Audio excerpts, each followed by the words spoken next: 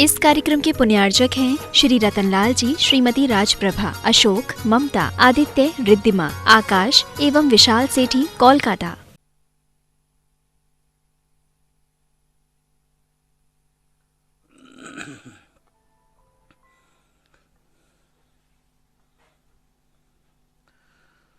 जय श्री ओम नमः सिद्धेभ्यः।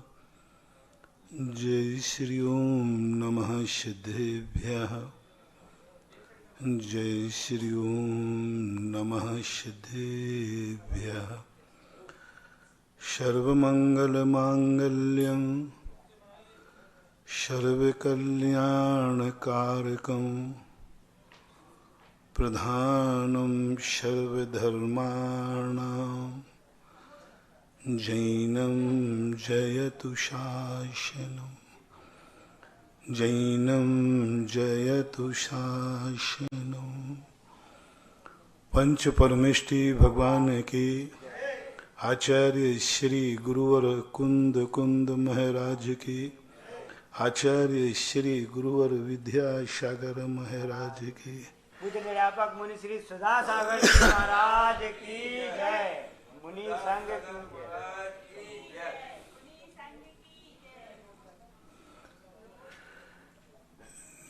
जो कुछ भी दुनिया में है वह अपनी एक त्रिकाली सत्ता लिए हुए है। उसमें ना तो कोई एक अंश कम होता है, न एक अंश कोई बढ़ा सकता है। जितनी भी स्थितियां सामने हैं वो सब नियत है, निश्चित है। और उन सब में से हम खुद भी नियत हैं, निश्चित हैं।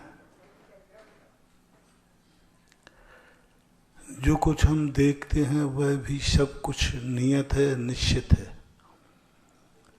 जो हम सुनते हैं वो भी सब कुछ नियत निश्चित है। जो हम करते हैं वो कर्तृत्व का अहंकार है। जो किया जा सकता है उसी को हम करते हैं, तो फिर करना कहाँ हुआ। जो नहीं कर सकते उसको यदि हम करते तो हम कहते हमने कुछ किया है। जो कर सकते हैं उसी को किया जा सकता है। पूज्यवर अमृतचंद सूरी महाराज कहते हैं मिट्टी में घड़ा बन सकता है तभी बना सकते हो, नहीं बन सकता तो तुम नहीं बना सकते। जिसमें घड़ा नहीं बन सकता उसको यदि तुम घड़ा बना दो तो तुम फिर कर्तृत्ववादी हो गए, तुम कर्ता हो गए। जैन दर्शन की यही रहस्यमयी बात सारे जगत में एक आदर्श के उच्च सिंहासन पर बैठा देती है। आज तक कोई भव्य ने हम कल्याण करना चाहते हैं, हम उन्हीं का हमारा जब ही कल्याण होगा जब हमारा कल्याण होना निश्चित है। हम अभव्य का कल्याण नहीं कर सकते। और हम कहते हमने इसका कल्याण किया, कहाँ किया। उसमें कल्याण करने की नियत सत्ता है तभी तुम कल्याण कर पाओगे। हाँ, किसी अभव्य को भव्य बना दो तो बात तुम्हारे कर्तृत्ववाद की आएगी कि तुम्हारी शक्ति, तुम करता हो, क्योंकि आज एक अभव्य को तुमने भव्य बना दिया। आज तक कोई भी महान आत्माएं इतनी हो गई ये सब किसी अभव्य को अभव्य नहीं बना पाए। अनहोनी को कोई होनी नहीं कर पाता और होनी को कोई अनहोनी नहीं कर सकता। जहाँ तक जितनी स्थितियाँ बनती हैं वे सब उसकी उपादान शक्ति को जब देखते हैं तो हर वस्तु अपनी उपादान शक्ति के अनुसार परिणमन कर रही है, करती रहेगी। तुम करो या न करो। इसलिए कर्तृत्ववाद के संबंध में जैन दर्शन स्पष्ट रूप से निषेध करता है कि ये तुम्हारा भ्रम है, मिथ्या है। तुम जब जब कर्तृत्ववाद में जाओगे, अंत में तुम्हारा कर्तृत्ववाद थोथा और मिथक नजर आएगा, एक कल्पना होगी। जब तुम किसी से कहोगे यह इसमें मैंने यह किया है, तो उसकी आत्मा पुकारेगी तुमने किया नहीं है, मेरे में होने की शक्ति थी, तुम मात्र निमित्त हो। जिसमें कार्य होता है वही सही कर्ता माना जाता है। जैन दर्शन ने निमित्त कर्ता के लिए ज्यादा महत्व नहीं दिया। जैन दर्शन निमित्त कर्ता को तुम कहता है तुम मात्र अपनी एक औपचारिकता करो। इसलिए जैन दर्शन ने एक नए शब्द का आविष्कार किया। उसी शब्द से एक क्रि धातु होती है। क्रि धातु से कर्तृत्व बनता है और क्रि धातु से कर्तव्य बनता है। जैन दर्शन कहता है रॉ मटेरियल वही है। कर्तृत्ववादी भी जितने बने क्रि धातु से बने हैं।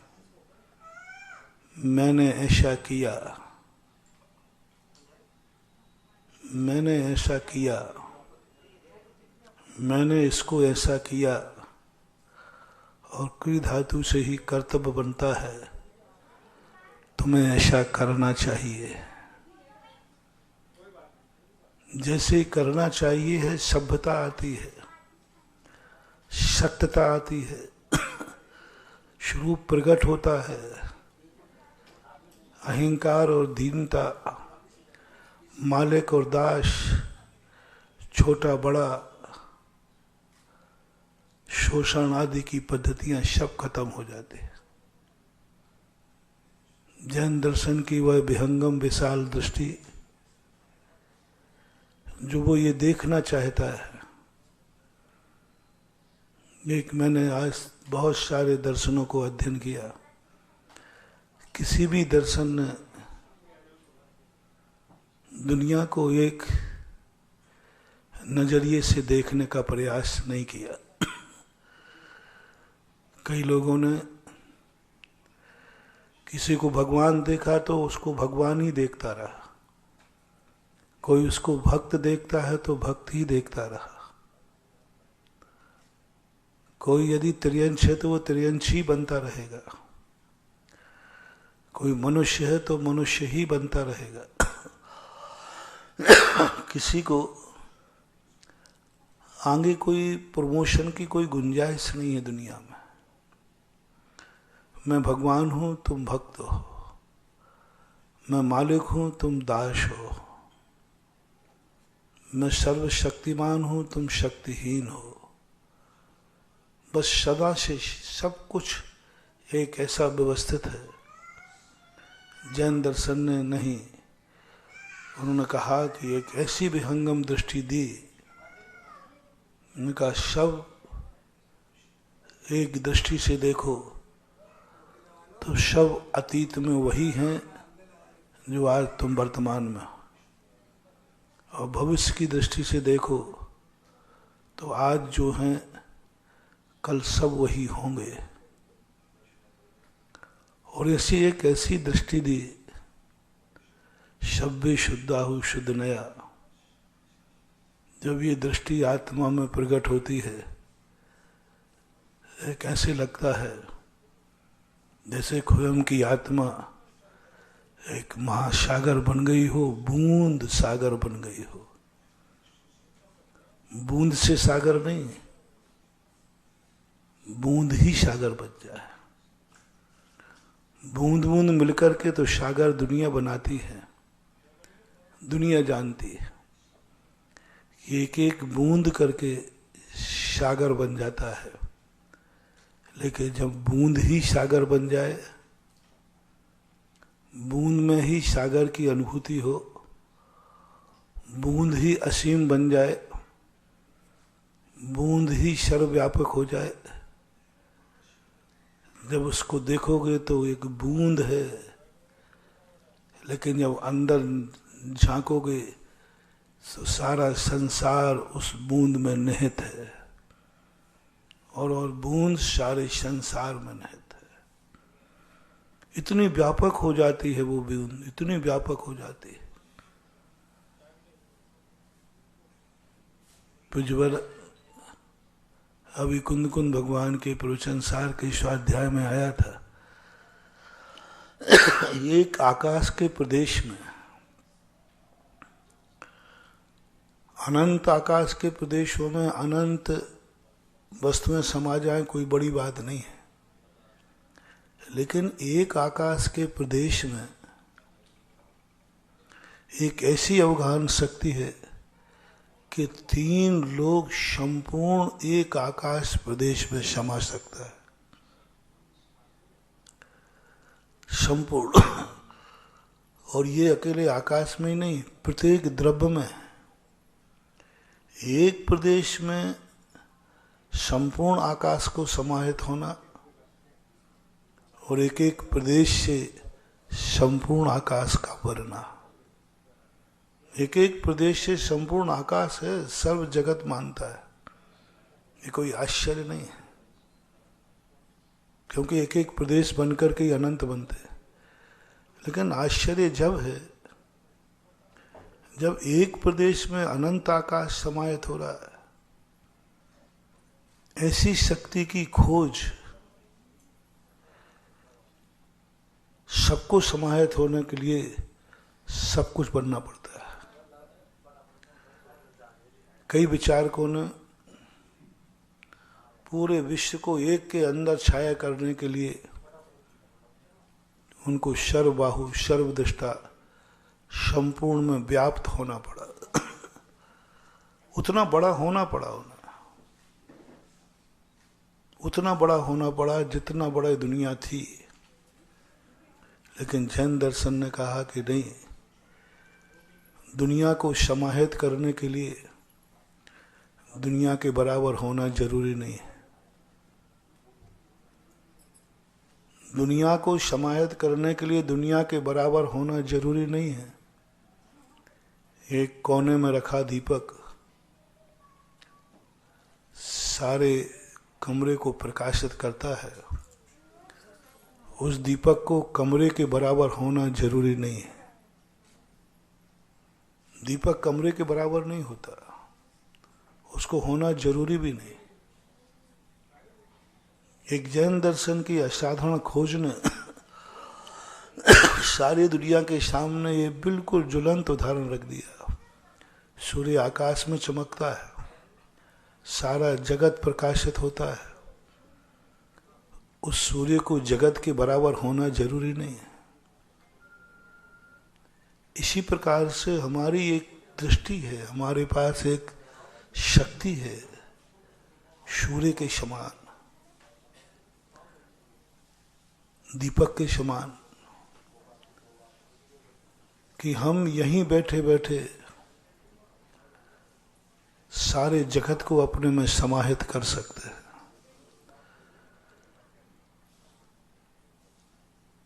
दुनिया मुझे तक जाने की जरूरत नहीं है।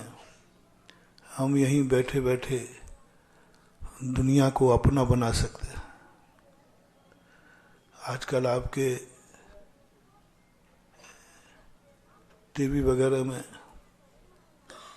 दुनिया के दोस्त बनाए जा रहे हैं। घर बैठे दोस्त, घर बैठे धंधा, घर बैठे व्यापार, अब तो घर बैठे कुंडलियाँ भी मिल जाती है, शादी विवाह भी सब घर बैठे सब करने लगे। कुछ कहीं जाने की जरूरत, कंप्यूटर से दोस्ती, उसने उसको नहीं देखा, उसने उसको नहीं देखा।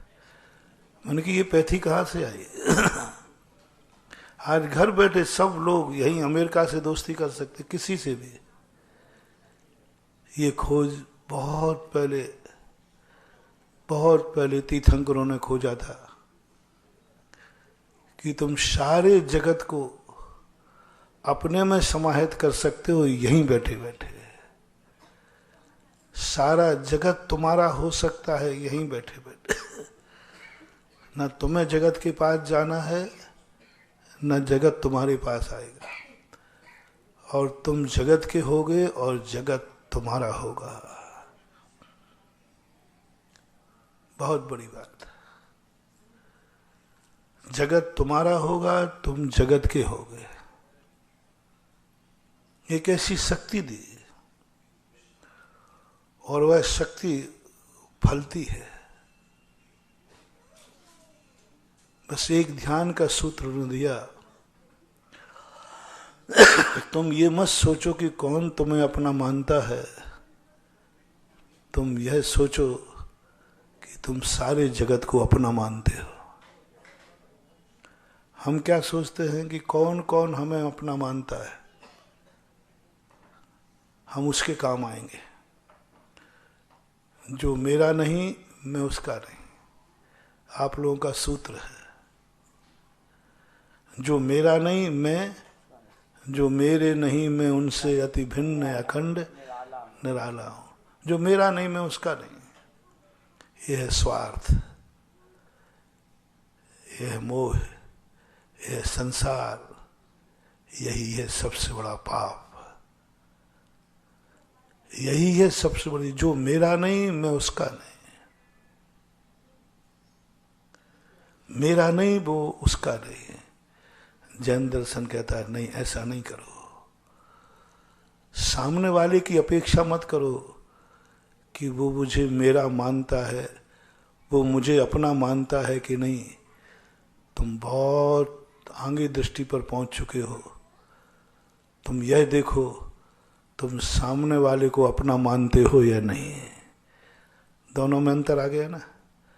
तुम क्या सोच रहे हो, सामने वाले का महाराज जी में भाई आप इसका उपकार करो, मजा रुको पहले, वो मुझे अपना मानता है क्या?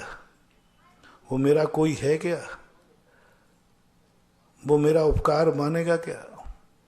वो मुझे अपना मानता है कि नहीं? तो फिर मैं कुछ करूं। आपके बाप बेटों में हो जाता है, भाई वसीयत देना है तो रुको महाराज पहले, और बेटे से पूछो वो मुझे बाप मानता भी है कि नहीं। हाँ, यदि बेटा तुम्हें थोड़ी कम बाप माने तो तुम संपत्ति में भी क्या करोगे? बोलो ना, ये दुकान इसको, ये इसको। भाई इसको क्यों नहीं, ये बेटा तुम्हारा नहीं। महाराज बेटा तो मेरा है, लेकिन वो मुझे पूरा बाप नहीं मानता, वो मुझे नहीं मानता, मेरी बात नहीं मानता, मेरी चिंता नहीं करता, मेरा विकल्प। जो 100% बेटे को होना चाहिए, बेटा 100% मुझे नहीं मानता, वो माँ को 100% नहीं मानता। इसकी परसेंटेज में कमी है। एक बाप का बेटे के प्रति राग कम हो गया क्योंकि बेटा बाप को 100% नहीं मानता। बेटा बाप को 100% चिंता नहीं करता। बेटा माँ की 100% चिंता नहीं करता, वो पत्नी की भी करता है। वो बाप की चिंता नहीं करता, बेटों को भी करता है।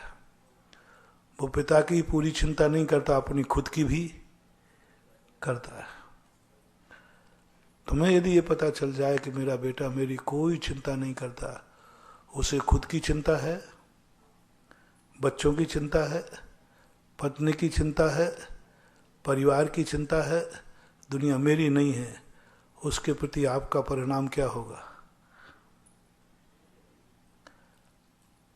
पूरा 100% रहेगा कि तुम्हारा भी परसेंटेज घटेगा? बोलो ना, बोला जितना परसेंट उसका घटेगा उतना परसेंट हमारा भी घटेगा। और जिसके प्रति आपका भाव है कि ये तो मेरे ही सब कुछ मानता है, मैं ही सब कुछ हूं इसका, ये तो अपनी खुद की भी चिंता नहीं करता, मेरी चिंता करता है, मेरे संबंध में सोचता है, मेरे संबंध में विचार करता है, मेरे लिए कमाता है, मेरे लिए खाता है, मेरे लिए सोता है, जो कुछ भी जिंदगी में सब कुछ यह मेरे लिए ही है, उसके प्रति आपका परिणाम स्वाभाविक है, स्वाभाविक है, क्योंकि वो मेरे लिए तो हम उसके लिए। और पहला वाला, वो मेरे लिए नहीं तो मैं, ये है संसार की एक व्यवस्था। व्यवस्था मत करो, संसार की एक विकृति है। बहुत बड़ा दोष है। उसी दोष के कारण से परिवार टूटता है, समाज टूटती है, देश टूटते हैं। महावीर ने इसमें थोड़ा सा सुधार किया। जैन दर्शन ने एक सूत्र दिया, तुम ये दृष्टि को छोड़ दो। ये दृष्टि तुम्हें एक दिन बेटे को तुमसे तुम्हारा बैरी बना देगी। बेटा एक दिन तुम्हारा दुश्मन बनेगा और तुम बेटे के दुश्मन बनोगे, दोनों मरोगे। आज बाप बेटा है, कल नौला और सांप बनोगे, चूहा और बिल्ली बनोगे, क्योंकि दोनों द्वेष से भरे हुए हैं। दोनों आज एक इतनी बड़ी संबंध लेकर बैठे, माँ बेटे का, पिता बेटे का संबंध, बहुत बड़ा संबंध कर, और कल ये दुश्मनी में बदल जाएगा। नहीं, लो एक सूत्र देता हूं जिंदगी में, जो हमारे जैनाचार्यों ने दिया, दोनों के लिए देता हूं, बेटे के लिए भी, पिता के लिए भी, माँ के लिए, सबके लिए। तुम ये दृष्टि सोच लो, छोड़ दो कि वो तुम्हारी कितनी चिंता करता है, तुम्हें कितना मानता है। तुम बस इतना आज से सोचना शुरू करो, तुम उसकी कितनी चिंता करते हो, तुम उसे कितना मानते हो, बस इतना सा करो। उसकी तरफ मत देखो, बेटी की तरफ मत देखो कि बेटा मुझे कितनी चिंता करता है, मुझे कितना मानता है।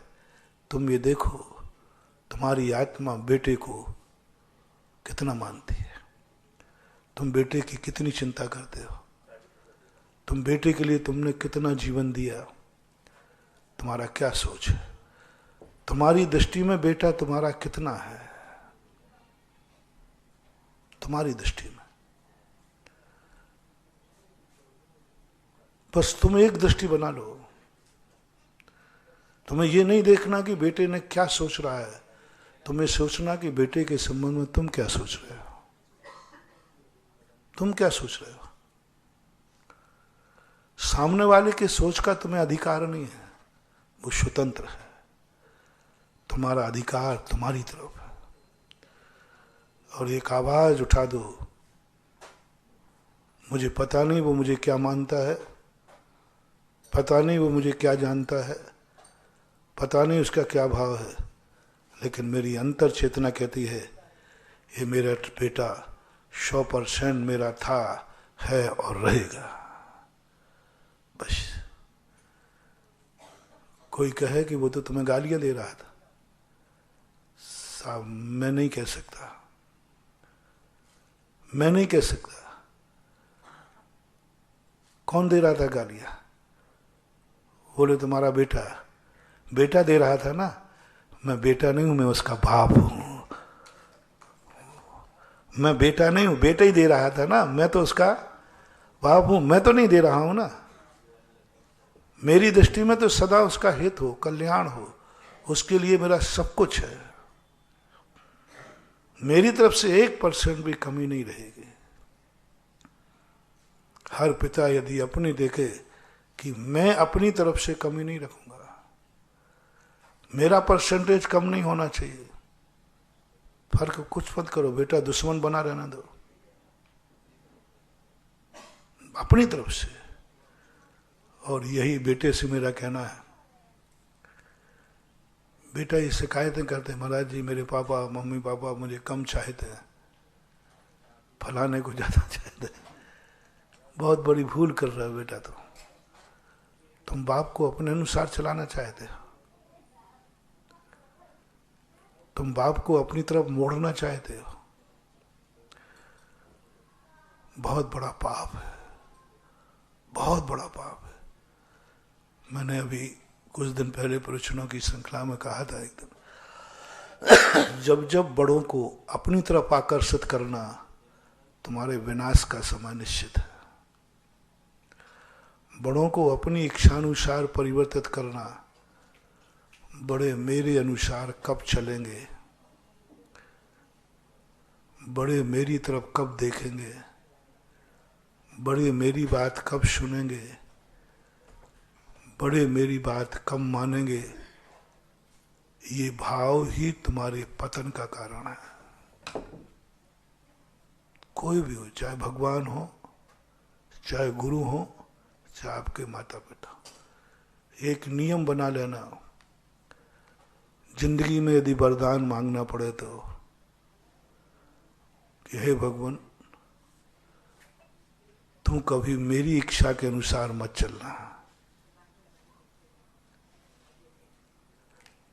तू मेरी कभी मत सुनना, तू मेरी बात कभी मत मानना। भगवान वरदान दो एक, कभी मैं तुझे अपने अनुसार चलाने का भाव न करूं। भगवान को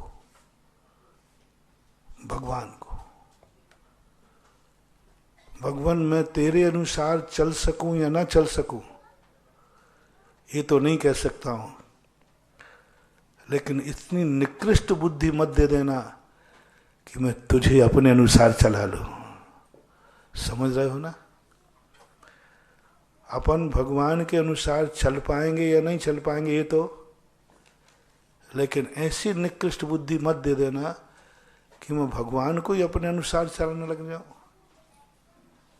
गुरु मेरे अनुसार, गुरु के अनुसार मैं चलूं या न चलूं कोई बड़ी बात नहीं, लेकिन मैं गुरु को अपने अनुसार चलाऊं ये निकृष्ट बुद्धि कभी मत सोचना। बहुत बड़ा मोटिवेशन दे रहा हूं। जिंदगी का सबसे बड़े उत्थान का सूत्र, सबसे बड़ा सगुन जिंदगी का। माँ बाप मेरे अनुसार चलें, स्वप्न में सोचना ही नहीं। सूत्र बनाओ, जो जो हमसे बड़े हैं बस मैं वही कभी सुने नहीं, मेरे अनुसार न चलें, मेरी इच्छाएं पूरी न करें। यह गुण जब, दुर्गुण जब तुम्हारे अंदर आ जाए, समझ लेना तुम ही दुर्योधन हो। दुर्योधन का क्या स्वरूप था? सब पिताजी किसके अनुसार? ताश्री, द्रोणाचार्य, सब मेरे अनुसार चले। उसने कभी एक बार भी भाव नहीं किया कि मैं इनके अनुसार चलूं। कभी भी दुर्योधन के मन में भाव नहीं आया आज मैं पिता के अनुसार चलूंगा, आज मैं गुरु के अनुसार चलूंगा। हमेशा क्या भाव करता था? ये सब मेरे अनुसार। जब जब तुम्हारे मन में ये भाव आवे तब तब तुम कौन हो? टाइटल अपने आप ले लो, मेरा देने से अच्छा नहीं रहेगा।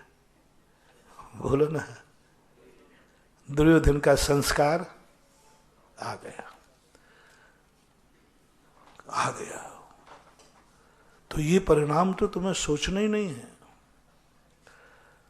तुम्हें तो ये सोचना है कि भगवान वरदान देना ही तो एक वरदान दे दे, मैं सदा तेरे अनुसार चलूं, मैं सदा तेरी इच्छा पूरी करूं, सदा तेरी बात सुनूं, तेरे लिए मेरा मन, तुम मेरा ध्यान मत करना भगवान।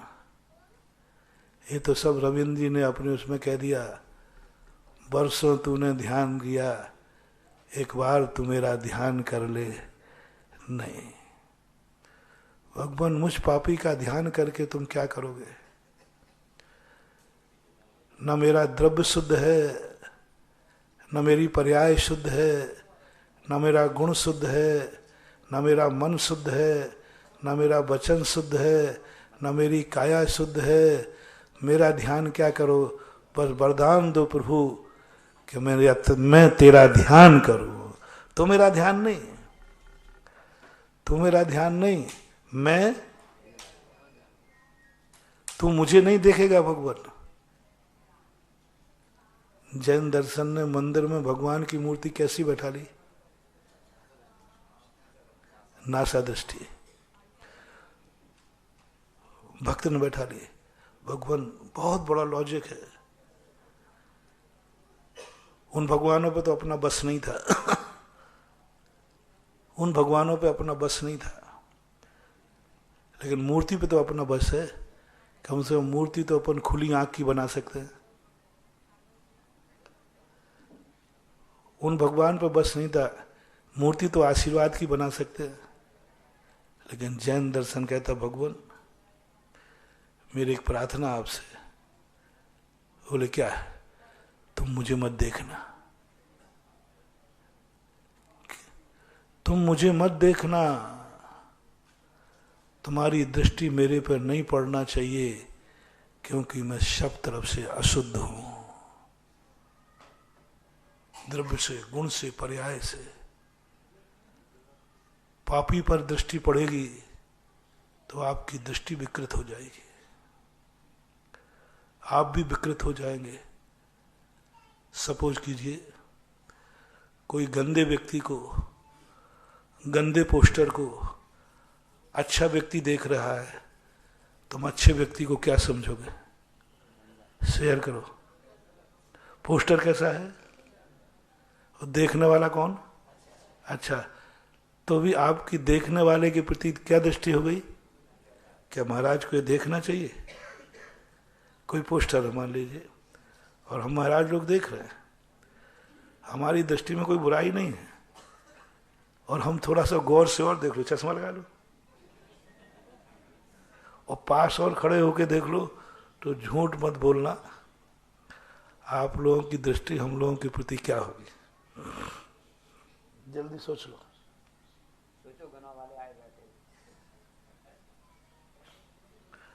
अच्छा फील करोगे कि बुरा? महाराज जी देखो, आप देखो, आपको हम गुरु मानते हैं और आप क्या देख रहे हैं? यानी आपने सिद्ध कर दिया, गंदी वस्तु को अच्छा व्यक्ति भी देखेगा तो वो भी गंदी की कोटि में आएगा। अच्छा व्यक्ति देख रहा है, लेकिन देख किसे रहा है? गंदी वस्तु को देख रहा है, तो अच्छे व्यक्ति को भी गंदी करोगे। यदि गंदे व्यक्ति की बातें चारों तरफ से कोई घिरा हो और गंदे लोगों की मेजॉरिटी में हो, तो लोग कहेंगे ये व्यक्ति अच्छा नहीं हो सकता। बोले क्यों? इसके सारे दोस्त गंदे। यानी दूध भी यदि शराब की दुकान पर खड़े होकर पियोगे तो फिर लाख डंडोरा पीटना, तुम्हें तो मालूम है कि मेरा शराब का त्याग है। महाराज जी वो तो सब बातें हैं, बोलो वीडियो क्या बनेगी? पी क्या रहे हैं? दुकान कौन सी है? दुनिया में क्या चर्चा होगी? भैया मैं गजब हो गया, गजब। वो व्यक्ति शराब पी रहा था, अरे भाई लोटा देखा, गिलास, बोले क्या देखना? क्या देखोगे तुम?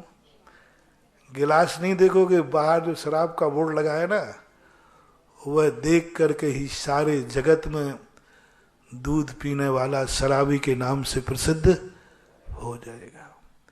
इससे जैन दर्शन ने कहा शुद्ध वस्तु होना ही मात्र नहीं, शुद्ध क्षेत्र भी होना चाहिए। शुद्ध वस्तु, तुम्हारी दृष्टि शुद्ध है इससे मतलब नहीं है जिसे तुम देख रहे हो वो भी शुद्ध है कि नहीं। अरे हमारी दृष्टि शुद्ध है क्या मतलब पड़ा? हमारी दृष्टि में शुद्धता है। जैन आगम कहता नहीं, ये तुम जानते हो तुम्हारी दृष्टि शुद्ध है, दुनिया तो ये जानती है ये जिसे देख रहा है वही है। गंदी वस्तु देख रहा है इसका अर्थ गंदा है। इसलिए अपने पूर्व आचार्यों ने भगवान से कहा, भगवान तुम मुझे मत देखना, तुम मुझे मत देखना, हम लोग बहुत गंदे हैं, सब तरफ से गंदे हैं, तुम देखना ही नहीं मुझे, तुम मुझे मत देखना, कभी भाव भी मत करना भगवान मुझे देख ले वे। तुम क्या सोचना? और तुम्हारे लिए क्या कहा? दृष्ट्वा भवंत मणिमेष विलोकनीयम नान्यत्र तोष मुपयाति जनस्य। क्या गजब की बात।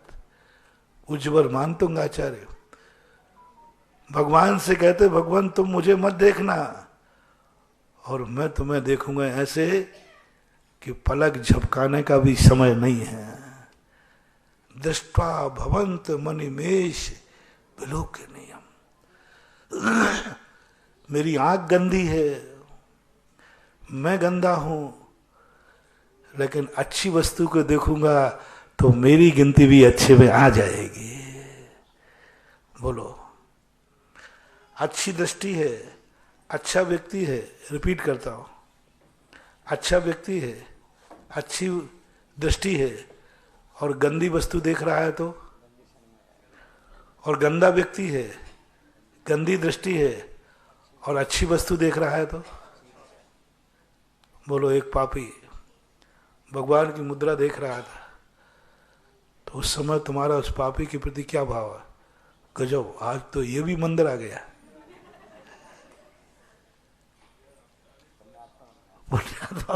गजब हो गया। आज भगवान का अभिषेक कर रहा था, आज भगवान को देख रहा था, देखो वो माला फिर रहा था, गंदा है, पापी है। तो ये दृष्टि जो यदि अपने जीवन में आ जाए कि महान आत्माओं को जितना देखूं उतना अच्छा है और जितना वो मुझे देखें उतना उनका भी बिगाड़ है। जितनी मैं उनकी सुनूं हमारा कल्याण है और जितनी वो हमारी सुने तो हमारा तो बंटा झार है, उनका भी बंटा झार है। ये जो नीति अपनी थी, तो बेटे को एक ही दृष्टि रखना है। मत सोचो तुम्हें पिताजी कितना चाहते, तुम सोचना है तुम पिताजी को कितना चाहते हो। बेटे के संबंध में मैंने कहा था, पिता को भी नहीं सोचना, तुम्हें सोचना है तुम्हारा परसेंटेज कितना है, कितना परसेंटेज है, बस उस परसेंटेज को बढ़ाओ। पिता मुझे कितना चाहता है ये परसेंटेज मत बढ़ाओ, मैं पिता को कितना चाहता हूं ये परसेंटेज बताओ। ये मत सोचो कि भगवान मुझे कितना चाहता है, ये सोचो। आगे आप बोलो ना, भगवान को कितना चाहते हैं। अपना परसेंट तो 0 है। भगवान थोड़ा मुझे तो थे, तूने अपना ध्यान किया, मेरा ध्यान तो कर, यानी तूने इतना ध्यान किया, मेरा ध्यान कर। और हम भगवान का 1 मिनट भी ध्यान करने को तैयार नहीं है। प्रति समय क्या करेगी भगवान की दृष्टि? अनंत तीर्थंकर हमें प्रतिदिन प्रति क्षण 24 घंटे देख रहे हैं, 24 घंटे देख रहे हैं।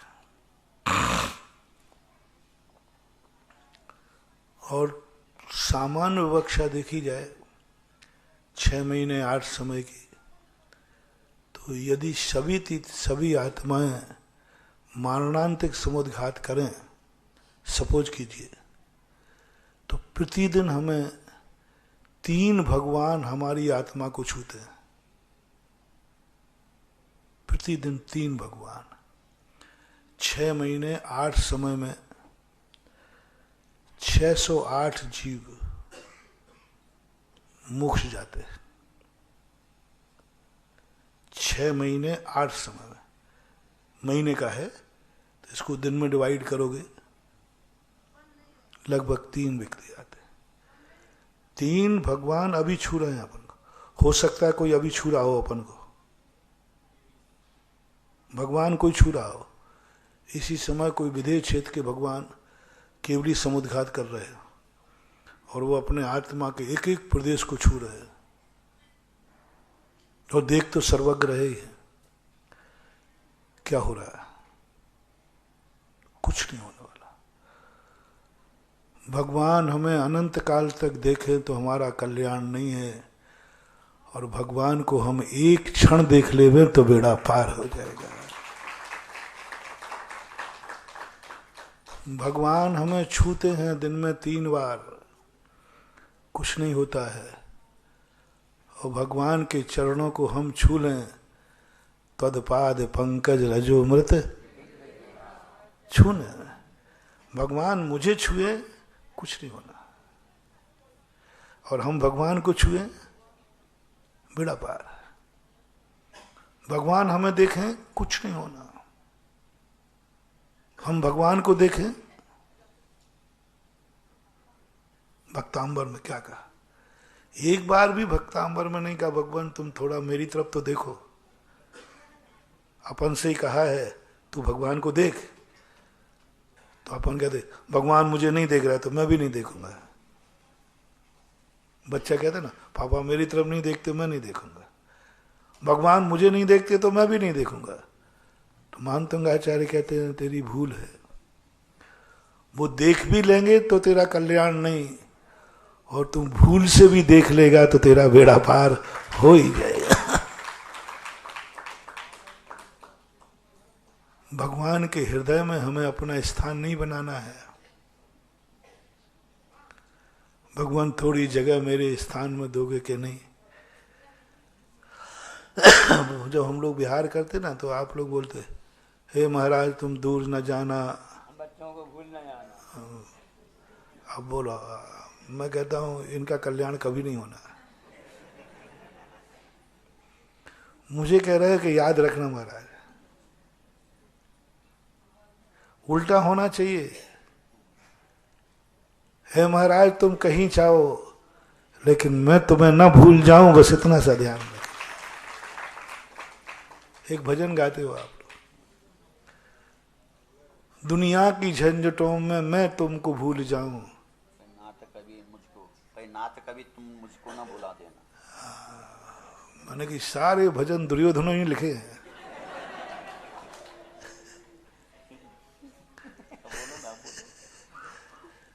ये नाथ भगवान तुम मुझको ना भुला देना। क्या भुलाएगा भगवान? ना तो वो याद करता है और ना किसी को अपन को सोचना है कि भगवान कहीं मैं तुझे ना भूल जाऊं। तू भूल जाए इसके कोई फर्क नहीं पड़ने वाला। भगवान के भूलने से कोई फर्क पड़ने वाला नहीं। जितना भगवान अपन को भूलेगा उतना अपना भगवान महान बनेगा, और जितना अपन भगवान को याद करेंगे उतना अपन महान बनेंगे। भगवान को कहो भगवान तुम मुझे भूलना, याद मत करना। याद तो मोक्ष नहीं मोह है। भगवान तुम मुझे कभी याद मत करना। तुम भावना भाना अपने भगवान को, अपने गुरु को कि हे भगवान मेरे गुरु को मेरी कभी याद नहीं आवे। प्रवचन बिल्कुल उल्टा जा रहा है। तुम्हारे गुरु बहुत महान बनेंगे, बहुत महान बनेंगे, इतने महान बनेंगे कि उसकी कोई शक्ति बस एक ही बात, गुरु मुझे याद न करे, गुरु को मेरी याद आ जाए, इतना पापी मैं नहीं हूं। इतना पापी मत बनना कि गुरु को तुम्हारी याद आ जाए, भगवान को तुम्हारी याद आ जाए, नहीं। भगवान को याद ना आवे, हमें भगवान की सदा याद आवे। गुरु तुम्हें याद करेगा, क्या पाएगा? विकास की पतन। और गुरु को अपन याद करेंगे तो। एक बार एक व्यक्ति ने पूछा, बोले महाराज जी हमें आपकी बहुत याद आती है।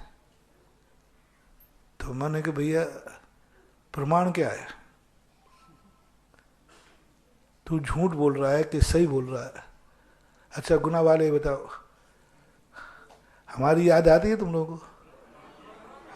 सब झूठ बोल रहे, क्या फायदा? जभी तो आए हैं, जभी तो आए, बोलो ना, जभी तो आए। मुझे तो प्रमाण चाहिए। आना जाना तो ये सब लगा रहा है। आपके यहाँ ले कहते हैं, आपके एमपी में ये कहावत है कि कोई किसी को याद करता है तो उसकी गद्दी खुजलाती है। अब मेरी यदि इतने सारे लोग याद करें तो मेरी गड्ढी में तो अभी तो गड्ढा हो गए होते है ना। ये बात होती है कि नहीं? कोई याद करता है गद्दी, तो मेरी गद्दी तो कुलबुलाती नहीं।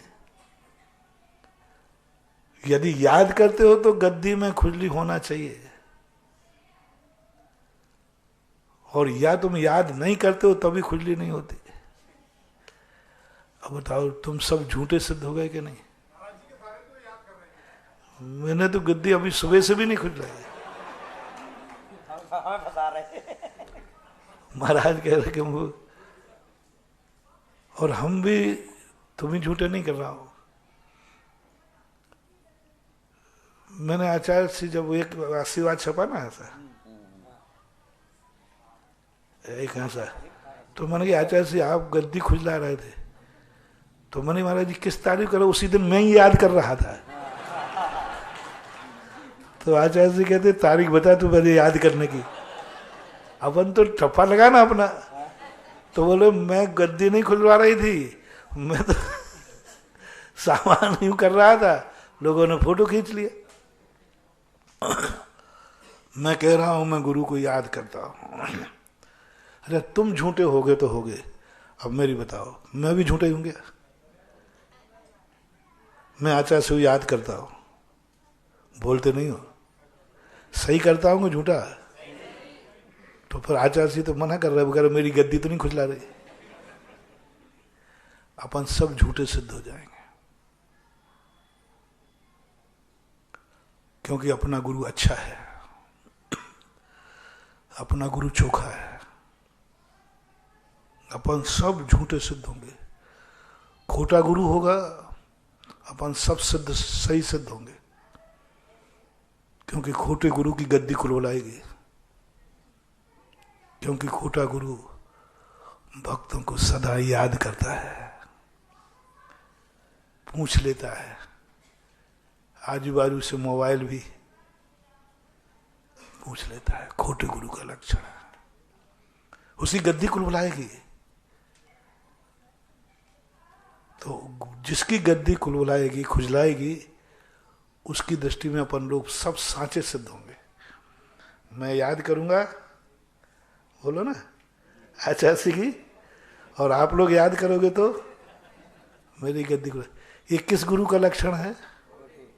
लेकिन तुम्हारी तो सांची हो गई ना। गुरु का गुरु जाने, अपनी तो सांची हो गई। गुरु खोटा है तो खोटा है बना रहे, लेकिन हम तो सांचे हो गए कि मैं सही में याद कर रहा था। प्रमाण क्या है? गुरु जी की गद्दी। अब बहुत बड़ा दाव लग गया है बेटा। अपन को सत्य सिद्ध होने के लिए गुरु को खोटा करना पड़ेगा। फैसला हमारे और तुम्हारे हाथ में। और अपन को झूठा सिद्ध होने के लिए गुरु चोखा सिद्ध हो जाएगा।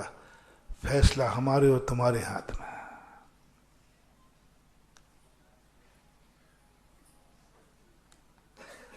अपन सब झूठे सिद्ध होंगे लेकिन गुरु चोखा सिद्ध हो जाएगा। और अपन सब सांचे सिद्ध होंगे, गुरु खोटा सिद्ध हो जाएगा। फैसला क्या करना है? हम भी तुम्हारे साथ इसलिए मिल गया हूं कि तुम अकेले पढ़ रहे थे, थोड़े घबरा रहे थे। तुम घबरा रहे थे क्या करूं महाराज, इसलिए मैं तुम्हारे साथ मैं ही खुद मिल गया। बहुत बड़ा फैसला है। मैं सत्य सिद्ध होऊंगा, मैं झूठा नहीं हूं। मैंने गुरु को याद किया है, सच्चे मन से किया है। प्रमाण है, गुरु की गद्दी में खुजली आई है। आप सत्य सिद्ध हैं क्योंकि आप जब गुनाह से चले थे तभी से मेरी गद्दी।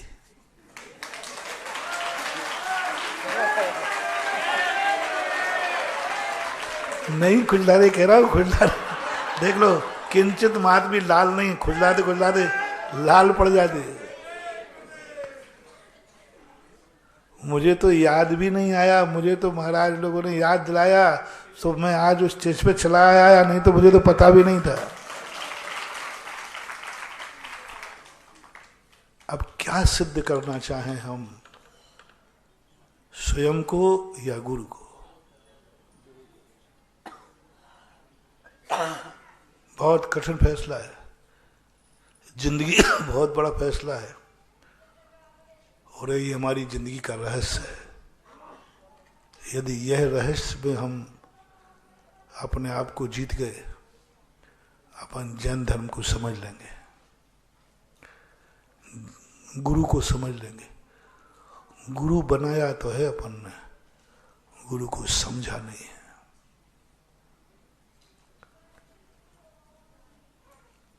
भगवान बनाया तो है अपन ने, लेकिन भगवान को अपन ने समझा नहीं है। हम बहुत खुश हो जाते हैं जिस दिन गुरु को मेरी याद आ जाए। संग में कोई चर्चा करता ना, आज आचार्य से आपका नाम रहता, अरे सीना 56 इंच का हो जाता है। मैं सोचता हूं बहुत बड़ा सुख का समाचार नहीं है। अब फैसला आप करो, फिर मैं एक उदाहरण देके समझाऊंगा। तो अपन सब झूठे सिद्ध हों या अपन सब सत्य सिद्ध हों, फैसला गुरु का और स्वयं का। गुरु चोखा सिद्ध होगा, हम झूठे सिद्ध होंगे। हम चोखे सिद्ध होंगे, गुरु साचा सिद्ध होगा। फैसला करना है किसकी तरफ अपना झुकाव है। देख लो, सब बेईमान हो जाओगे। तुम सब बेईमान सिद्ध होगे, बिल्कुल याद नहीं करते, कुछ नहीं करते। मैं भी होऊंगा साथ में, क्योंकि मैं भी तुम्हारे साथ बैठा हूं। चलेगा? चलेगा? फिर फैसला, फिर फैसला बोलो जल्दी। गुरु को चोखा करो या अपन सब चोखे हो? एक बार फिर जोर से बोलो, गुरु को चोखा। बस यही हिम्मत रखो। हे भगवान, गुरु को मेरी कभी याद ना आवे, मैं उनको सदा याद करता रहूं।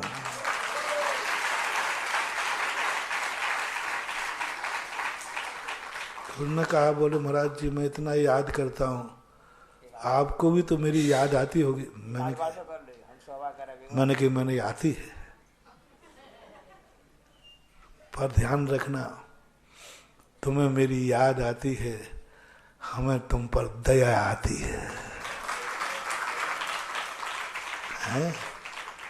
गुरु कभी मेरी याद ना करे, गुरु सदा मेरे पर दया। गुरु याद करेगा, आशीर्वाद फलेगा नहीं, गुरु दया करेगा, आशीर्वाद फलेगा। तुम गुरु पर दया मत करना, तुम गुरु की, शिष्य गुरु को याद करता है, गुरु शिष्य पर दया करता है। दया तो मोह नहीं है ना, दया तो धर्म है, दया तो करुणा है। जब जब गुरु दया बरसाएगा हमारे लिए बौछार होगी, हम समेट नहीं पाएंगे। गुरु की करुणा, मन से दया, वचन से दया, करुणा से दया, सदा उनकी दया, उनको याद नहीं आना चाहिए अपनी, क्योंकि हम याद के लायक नहीं हैं। वो हमारा ध्यान नहीं करें, हम उनका ध्यान करें। एक बहुत अच्छा उदाहरण है, बहुत पहले की घटना है। एक व्यक्ति के यहाँ 5 वर्ष तक आचार्य का आहार नहीं हुआ। हम लोग संग में थे, तो हम लोगों को भी दया आई कि उसको कहा कि भाई तू जाके आचार्य से कहे कि महाराज जी 5 साल हो गए चौका लगा था। उसने कहा नहीं, मैं तो नहीं जाऊंगा। तो हम लोगों ने सोचा किसी दूसरे से कहलवा दो, कमेटी वगैरह से। उसने कहा महाराज जी आप मेरी जिंदगी में आप अभिशाप बन के क्यों आ रहे हैं, क्यों कहना चाहते? हम लोगों ने कहा चलो कोई से नहीं, हम लोग कह देंगे,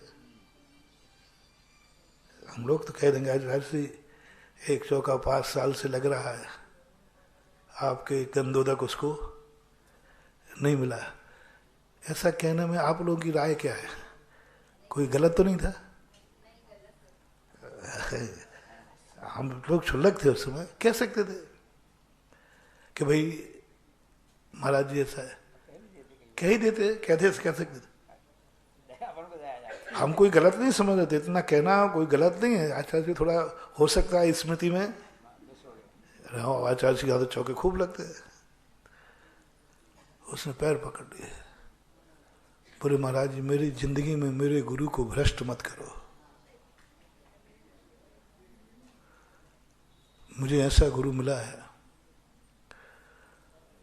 आपके कहने पर गुरु आएगा, वो मोह से आएगा, राग से आएगा, और हमारे पुण्य से जिस दिन आएगा वो मेरे भाग्य से आएगा। मुझे गर्व है कि मेरा गुरु वो है जो 5-5 चौके लगाने पर भी किसी पर दया नहीं करता, किसी पर मोहित नहीं होता। यही तो वीतरागता है। व्रत परिसंख्यान क्या है? वीतरागता है। हमें हार नहीं कराने का दुख नहीं है, मुझे गुरु की वीतरागता का सुख है। क्या गजब का उसने 2 मिनट में हम लोगों को हिला दिया। बोले महाराज आप कहते हो कि हार नहीं हो रहा, देखो तो सही मेरा गुरु कितना वीतरागी है। 5 साल नहीं सारी जिंदगी निकल जाए तो महाराज नहीं आएगा तो मुझे कोई गम नहीं है, मैं चौका लगाना छोड़ूंगा नहीं, लेकिन महाराज किसी के कहने पे आ जाए ये भाव मैं करूंगा नहीं, क्योंकि मैं गुरु को रागी नहीं बनाना चाहता, मैं गुरु को आकर्षित नहीं करना चाहता, मैं गुरु को अपनी करुणा से बेचारा 5 साल से। फिर गुरु जी मान लो आ ही जाएंगे तो क्या मान के आएंगे? सही बोलो। अच्छा 5 साल हो गए इसको, ऐसा आएगा कि नहीं? अच्छा पर देखता हूं। अब उस पे जो जा रहे हैं वो लोग भाग्यहीन मान के जा रहे हैं कि भाग्यवान? बेचारा भाग्यहीन है, कर्म का मारा है। देखो 5 साल से इसके हार, भाग्यहीन मान के गुरु को नहीं बुलाना चाहता हूं। गुरु जिस दिन आएगा उस दिन भाग्यवान के आएगा। भाग्यवान के आएगा। कहलवा करके आकर्षित करके दुनिया भर का प्रभाव दिखा करके गुरु को आकर्षित करना नहीं, गुरु भी भाग्यवान के आएगा। हम लोग स्तब्ध रह गए कि मैंने कहा ऐसा आदमी जिसकी सिफारिश हम लोग भी कर रहे, हम लोगों की सिफारिश को नकार दिया। उसने स्वाध्यायशील था, तत्व चिंतक था, गुरु को गुरु रहने दो। हम प्रतिदिन गुरु पर याद करते हैं, प्रतिदिन चौकन्ना, गुरु को गुरु रहने दो, गुरु को नीचे मत उतारो। उनकी करुणा, उनका जो कुछ भी है, गुरु को गुरु रहने दो।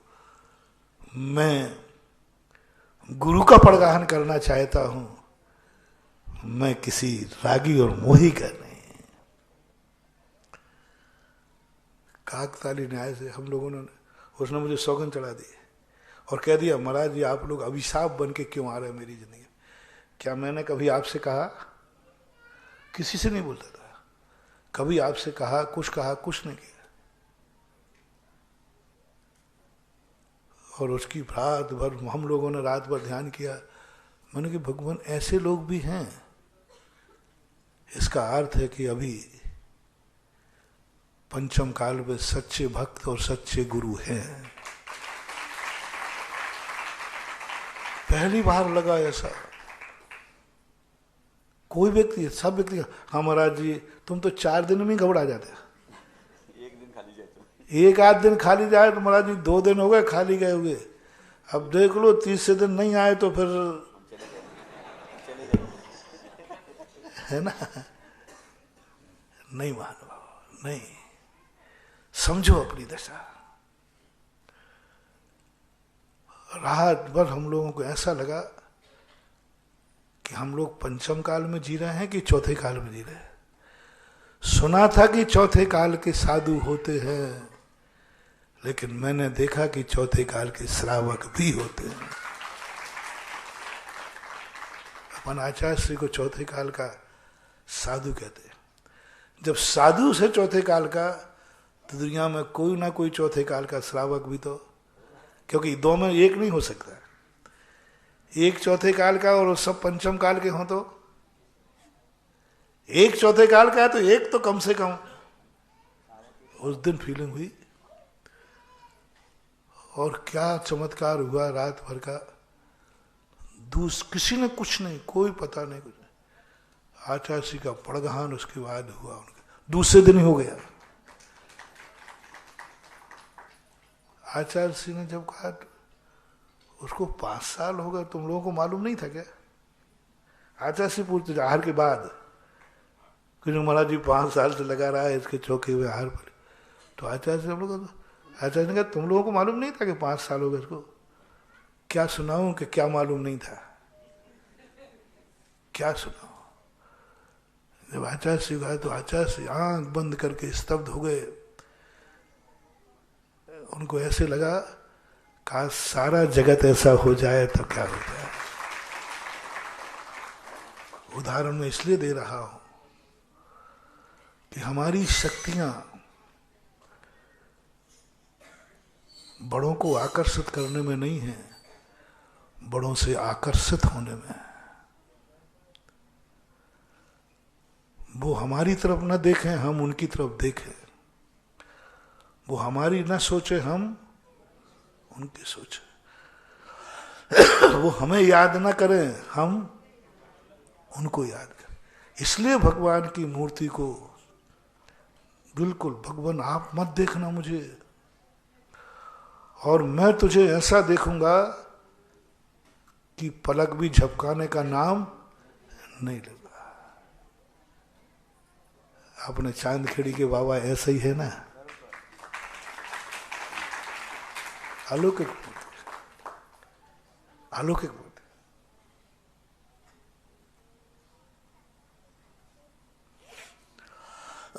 मुझे कभी ऐसा नहीं लगता इस मूर्ति के सामने कि मैं दोबारा दर्शन करने आया हूं। जब भी करता हूं तो ऐसा लगता है कि मैंने ये मुद्रा कभी देखिए कुछ अलग ढंग का, कुछ अलग, कभी कभी कुछ बोलते। तो अपनी जिंदगी का सबसे बड़ा सूत्र ले आज, सामने वाले बेटे को क्या सोचना है, भक्त को क्या सोचना है, मैं भगवान को कितना चाहता हूं, भगवान मुझे कितना चाहता है ये नहीं, मैं भगवान मुझे कितना ध्यान रखते हैं ये नहीं, भगवान का मैं कितना ध्यान रखना, भगवान के लिए पास मेरे लिए कितना स्थान है ये नहीं, भगवान के लिए मेरे पास कितना समय है भगवान के लिए। भगवान मेरी सुनता नहीं है, छोड़ दो ये बात, सोचो मैं भगवान की कितनी सुनता हूं। भगवान मेरी सुनता नहीं है, इस बात को छोड़ दो, शुरू करो सोचना कि मैं भगवान की कितनी सुनता हूं। गुरु मेरी सुनता नहीं है, सोचना बंद करो, क्या सोचो, मैं गुरु की, पिताजी मेरी कुछ सुनते ही नहीं है, नहीं महानुभाव, ये दुर्योधन का वाक्य निकाल दो, मैं पिताजी की कितनी सुनता हूं। देखना आप, तुम अपना 100 नंबर लाइए और पिताजी को 0 नंबर पर रहने दीजिए। पिताजी तुम्हें किंचित मात्र भी नहीं चाहते हैं, किंचित मात्र भी नहीं चाहते। तुम अपना 100 नंबर बढ़ाइए, पिताजी को 0 रहने दीजिए, सारी वसीयत जो उनकी है जिस वो उससे 100 गुनी वसीयत तुम्हारे पास होगी, 100 गुनी वसीयत।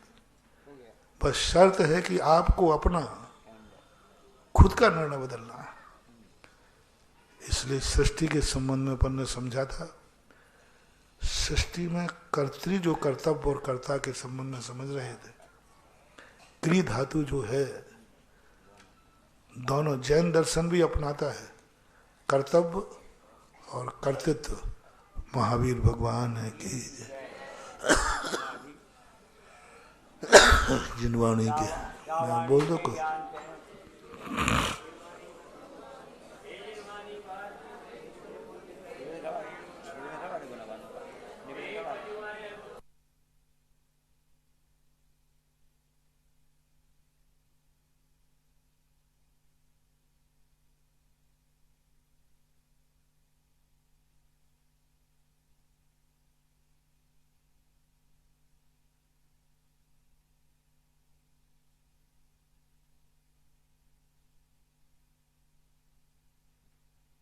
नमो।